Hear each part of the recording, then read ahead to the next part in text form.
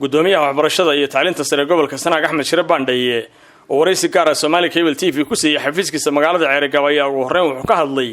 waxyaabaha ay daaranayeen kulamo maalmahan ugu dambeeyay xarunta wasaaradda waxbarashada ee Ceerigaba kula yeelanayay maamulayaasha dugsiyada kormeerayaasha iyo waliba waalidiinta ardayda wax ka barata dugsiyada dawliga ah dhawaan waxa inoo furmi doona dhamaanba dugsiyadii waxbarashada ee Jamhuuriyadda Somaliland foodana inagu soo haya furitaankoodii ahaa 2019 iyo 2020 waxaanu bariyahan dambe aanu ku hawlanayn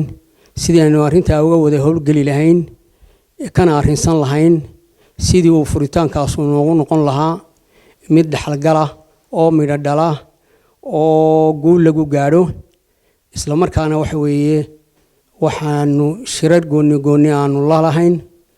dhammaanba maamulayaasha dugsiyada gaar ahaan degmada Ceerigaba iyo gudida waalidiinta waxa weeye kulamadii aanu midooyinka dambe aanu wada lahayn dhammaanba maamulayaasha maxay haytay waalidiinta kormeerayaasha iyo dhammaanba maamulka gobolka Sanaag waxay ahayd inaanu sameeyno sidii aanu isla jaan qaadi lahayn ka gudoon ahaan waxbarasho gobolka ka maamul waalidiin ka maamulayaal ka kormeer ahaan si looga baxo caqabadaha had iyo jeer soo noqnoqda oo ay noqoto lagu hawlgalo wax toos ah oo dhaxal u noqda ubadka iyo mustaqbalkooda wixii caqabadahaana waanu ka wada hadalay isla markaana waxaanu isla meel dhignay inaanu dhinac uga soo wada jeensano sidii ardada ama ubadka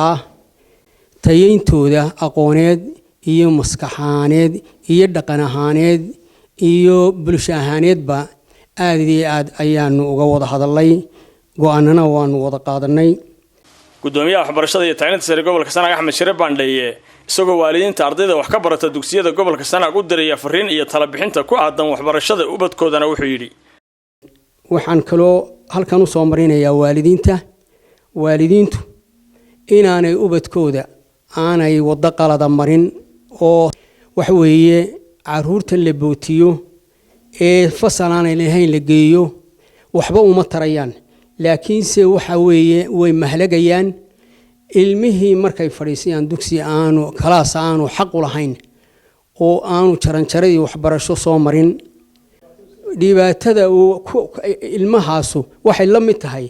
ilmo la yiri gidaar raac oo aan jaranjaro lahayn de waligii yaalihii ma dhaafayo ma gaari karayo halka uu doonayo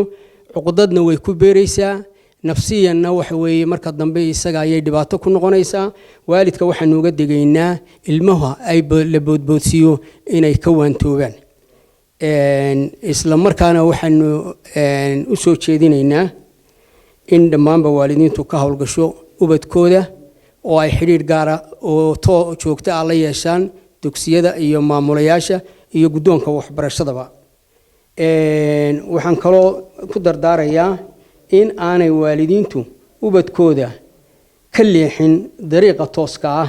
ee mustaqbalkooda waxbarasho ay ka mid tahay waxa laaliyo wixii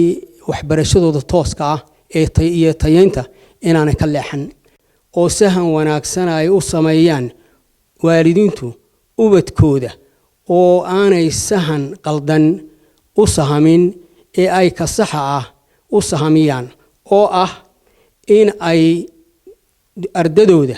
u sahamiyaan dugsiyada dawliga ah wasaaraddu sida weyn ay uga hawlgashay inay tayiso Abdullaahi Xuseen Darwish Somali Cable TV Ceerigaba